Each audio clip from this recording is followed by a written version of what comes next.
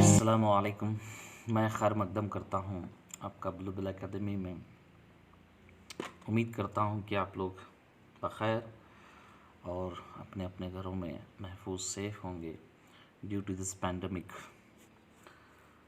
अजीज़ तलबा, आज हम आपके सामने इस बैकग्राउंड को देखते हुए आपको समझ में आ रहा होगा कि क्या पढ़ने जा रहे हैं। बहुत ही खूबसूरती के साथ इस नज़्म को, the tiger and the deer poem को लिखने वाले हैं अरविंद घोष। अरविंद नाम के एक शायर, जो कि एक एक्टिविस्ट फ़िलासफ़र के नाम से इन्हें जाना जाता है, जो ब्रिटिश के दौर में कलकत्ता में पैदा हुए और जो है उनकी आला तालीम इंग्लिश में हुई। ये सारी चीज़ें डिटेल से हैं, इससे ज़्यादा आपको कुछ ये नहीं है। बस ये दो चीज़ों का यहाँ पर कंपेयर किया गया है, बताया गया है। एक तो ये कि ब्रिटिश को किस तरह इस हिंदुस्तान में जो है इसको बताया गया है कि ब्रिटिश जो है उनकी जो है कुरालिटी के ताल्लुक से यहाँ पर डिस्क्राइब किया गया है। दूसरा जो है हिंदुस्तानियों का क्या रवैया रहा है उनकी तरफ, तो उनका एक्टिव रोल रहा है जंग आज़ादी में भी। So now will study about the poem the tiger and the deer. दो चीज़ें यहाँ पे कंपेयर की गई है। एक तो शेर की बहादुरी, चालाकी, उसकी जो है हमलावर तरीके का, वो एक तरफ है। दूसरी तरफ है जो हिरन की, डीर का मतलब हिरन, तो उसकी जो है भोला, नादानपन, खूबसूरती, या फिर जो है उसका डराना, या वो किस तरह जो है हमलावर पर रिएक्ट करता है। दो चीज़ें यहाँ पर बताई गई है। तो बिफोर स्टार्टिंग पोएम को शुरू करने से पहले हमको ये पता चलता है यहाँ पर a thing of beauty is Joy for ever. एक खूबसूरती नाम की चीज़ वो हमेशा रहती है। एक जॉन कीट का बड़ा ही फेमस जो है यहाँ पे एक लफ्ज़ बताया गया, एक फ्रेज़ बताया गया है। तो आइए हम शुरू करते हैं पोएम को। थोड़े अल्फाज अंग्रेज़ी के कठिन या मुश्किल हैं, मैं उनको आपको आसानी के साथ समझाने की कोशिश करूँगा, क्योंकि एक एक अल्फाज को अगर हम देखते जाएंगे तो आसानी के साथ तो पोएम समझ में आएगी। एग्ज़ाम पॉइंट ऑफ व्यू ये 2 मार्क्स के लिए भी बताया जाएगा या 1 मार्क्स का एक सवाल भी आएगा आपका। चलिए शुरू करते हैं।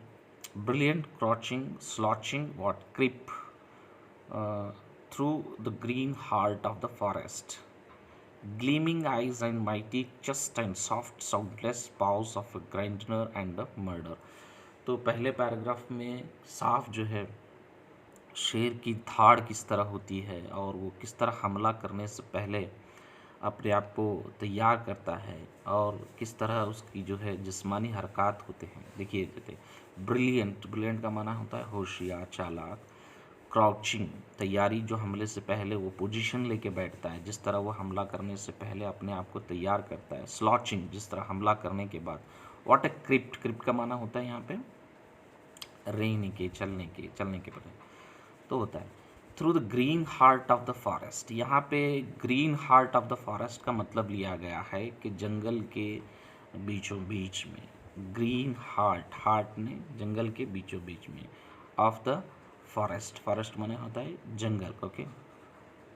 Gleaming eyes and mighty chest, किस तरह उसकी जो है आँखें, ग्लीमिंग आइज होती है। ग्लीम का माना यहाँ पे दिया गया है आपको कि बीम ऑफ लाइट, एक जब रोशनी छोड़ते हैं तो किस तरह वो एक पर्टिकुलर हिस्से पे पड़ती है, इसी तरह उसकी जो है निगाह रहती है वो हमेशा शिकार की तरफ रहती है। एक उसकी जो है शातिर आँखें जिसको हम बोलते हैं, gleaming eyes and mighty chest, powerful, mighty मतलब ताकतवर होता है। Mighty chest and soft sound, and soft soundless, एकदम सॉफ्ट, मतलब हमला करने से पहले एकदम वो खामोश के साथ, बिल्कुल आवाज़ न किए बगैर अपने आप को जो है उसकी तरफ लेकर आहिस्ता जाता है, जो कि आवाज़, साउंडलेस, साउंडलेस।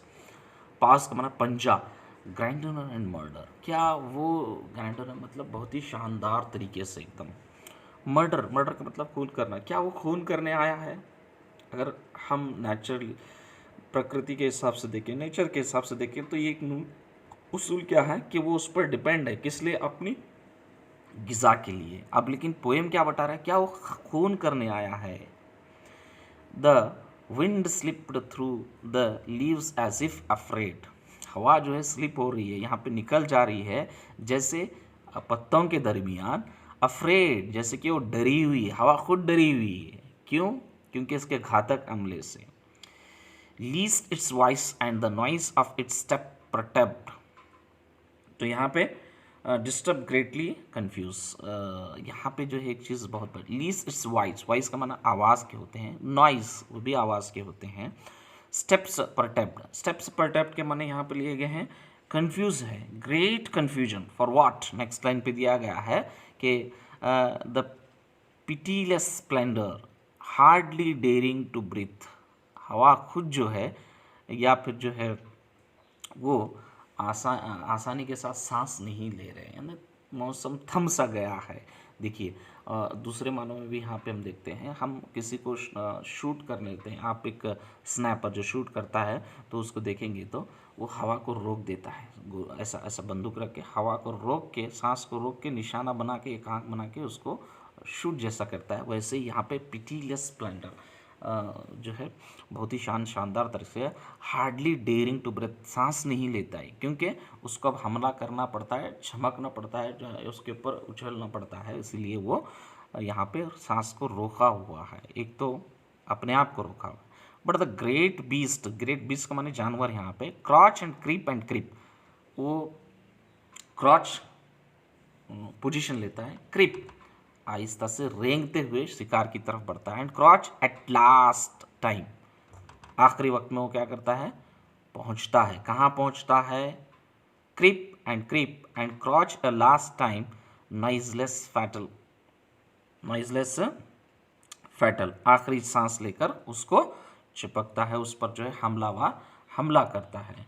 दे टिल सडनली डेथ लीप्ड, उछलता है, उस पर छलांग लगा, लीप के माने उछालना, छलांग लगा, on the beautiful wild deer as it drank.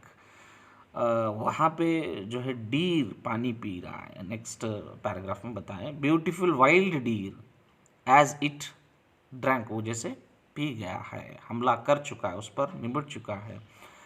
Unsuspecting from the great pool, ये जो हादसा था उसको पता नहीं था, किसको? डीर, हिरन को पता नहीं था। अनसस्पेक्ट, लाशऊर में थी वो, कि कोई मैं पानी पीते वक्त जो है पूल का, वो मुझ पर आकर हमला करेगा, इट्स अनसस्पेक्टिंग, उसको पता नहीं था।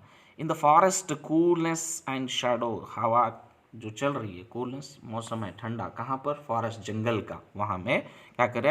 And it fell and tore and died, remember its mate left a soul in the deep woodland. उसको पता नहीं था कि वो हमला करने वाला है, जहाँ पे वो शैडो यानी अपने परछाई में कूलनेस पानी पी रही है, ठंडा। एंड इट फेल, वो उसको लाशऊरी पता नहीं है, and it fail and torn, वो हमला करता है, फेल उस पर गिरता है, टॉर चीरता है, फाड़ता है, रिमेंबरिंग इट्स मेट, यहाँ पे मेट का माना होता है मिलना आपस में, तो यहाँ पे मौत से हिरन मिलती है और शेर हिरन से मिलता है, बहुत सारे मानों में यहाँ पे आप समझ सकते हैं। He left soul in the deep woodland, तो यहाँ पे अपने तानाशाही या फिर जो है अपने सोल ज़मीर को वो left soul in the deep woodland, यहाँ पे जो है अपनी वो जो सोल बोलते हैं उसकी आत्मा जो है डीप वुडलैंड वहाँ पे रह जाती है, यानी उसको हमला करके ख़त्म कर देता है, इसको समझना है। Destroying the mild harmless beauty by the strong cruel and beauty nature, यहाँ पे एक पोएट का दूसरा नज़रिया शुरू होता है। अब तक जो था शेर की थाड़ थी, वो अपनी ताकत से क्या करता है? हमला करके चीर फाड़ के मासूम सी जो है हिरन को ख़त्म कर देता है, उसकी रूह को जो है जंगल के वादियों में छोड़ देता है। तो ये हो गया एक पहला रूप। यहाँ से पोएट का नज़रिया बदल जाता है। क्या नज़रिया बदलता है? डिस्ट्रॉइंग, फना, द माइल्ड हार्मलेस ब्यूटी, जो कभी ख़त्म नहीं वाली कुदरती खूबसूरती, the strong cruel beauty in the nature, strong cruel beauty in the nature, कुदरत का एक जो है क्या है कि ब्यूटी इन द नेचर, कुदरत की एक खूबसूरती क्या है, strong beauty by the strong cruel nature. Cruel के माने जालिमाना तौर पर, ब्यूटी इन द नेचर ये एक बुरी चीज़ है कि एक है टाइगर जो है अपनी ग़िज़ा की तलाश में आ रहा है बट उसको मर्डर की नज़र से देख रहे हैं। एक प्रकृति का नियम क्या है कि ये भी जो है मासूम है, अपनी जगह अपनी ज़िंदगी जी रही है, जो किसी को डिस्टर्ब नहीं करती। ये भी जो है खुद डिस्टर्ब नहीं रहता, लेकिन ज़िंदा इसको भी रहना, इसको भी रहना। ये पोएट का नज़रिया है यहाँ पर। ओके, डिस्ट्रॉयड ख़त्म हो गया क्या, हिरन। द माइल्ड हार्मलेस, हार्म का माने तकलीफ़, किसी को तकलीफ़ नहीं देती थी हिरन, देती थी नहीं देती थी। शेर तकलीफ़ दे रहा है, लेकिन शेर भी अपनी जगह सही है और हिरन भी अपनी जगह सही है। But a day will come, देखिए अब यहाँ अरविंदो बोलने की कोशिश कर रहे हैं, बट डे येट कम, एक दिन आएगा, the tiger crouches and leap no more in the dangerous here of the forest. Tiger crouches, tiger का जो है हमलावर का तरीका, क्रॉचेस लीप्स लीप्स का यहाँ पे माना दिया गया है कि किस तरह जो है वो दिन आएगा कि more in the dangerous here of the forest, ये चीज़ें ख़त्म हो जाएगी फॉरेस्ट में, यानी सुकून से। एक ऑप्टिमिस्टिक थिंग्स है जो कभी नहीं होने वाली। क्या कि शेर भी अपनी जगह खुश रहेगा और हिरन भी अपनी जगह खुश रहेगी, ये कैसे हो सकता है? ये एक हाईली इम्पॉसिबल चीज़ है। Dangerous here of the forest, dangerous heart of the forest, that as a mammoth, ये ख़त्म हो जाएगा। जिस तरह मैमथ की किस्म का हाथी है जो रहता है जंगलों में, आती है, as mammoth shakes no more the plains of Asia, एक किस्म का हाथी है जो एशिया के जंगलों में पाया जाता था, वो ख़त्म हो गया। उस तरह शेर भी ख़त्म हो जाए। एक ऑप्टिमिस्टिक, शेर कभी ख़त्म नहीं होता, आज भी आप शेर को देखते हैं। Leaps no more in the still then shall the beauty wild deer drink from the, beauty से आप आराम से वो अपना पानी पिएगा। कौन? हिरन पानी पिएगा आराम से वहाँ पर। Still then shall the beautiful wild deer drinks from, जिस तरह आराम से वो पहले पानी पीता था, अब वो जो है इसी तरह जो है पानी पिएगा बगैर किसी डर के। किसके डर के? शेर के डर से वो आराम से अपनी ज़िंदगी। इसका मतलब बोलने का है कि शेर भी अपनी जगह खुश रहेगा, शेर रहेगा ही नहीं, और जो है डीर आराम से रहेगा। लेकिन ये हाईली इम्पॉसिबल है, नहीं हो सकता है। Coolness of a great pool in the leaves shadow, वो अपनी शैडो में ने पत्तों की जो है परछाई में ठंडा जो है पानी आराम से झील से पी वो। द माइटी परिश, मर जाना, ताकतवर, इन देयर माइट, जो मौत को मारती है, या गुरूर को मारता है, घमंड को मारता है, ताकत को मारती है। एक सोच है पोएट की, ठीक है। उस तरह ये भी एक मर जाएगा। कौन? शेर। द स्लेन सर्वाइव द स्लेवर, तो स्लेन का मतलब है किल करना या बड़ी तरह से मारना, वो सर्वाइव ऑन द स्लेवर। सो यहाँ पे वो सर्वाइव होके जीने की कोशिश करेगा। तो तलवा ये एक बहुत ही प्यारी नज़्म है, दो तरीके से, दो नज़रिए से बताई गई है। आप इसको जो है फिर एक बार इंशाल्लाह किताब सामने रखकर पढ़ने की कोशिश करेंगे तो इंशाल्लाह ये समझ में आएगी आपको। कोशिश ये कीजिएगा कि इसको आसान लफ्ज़ों में आप समझने की, हमने कोशिश की है समझाने की आपको।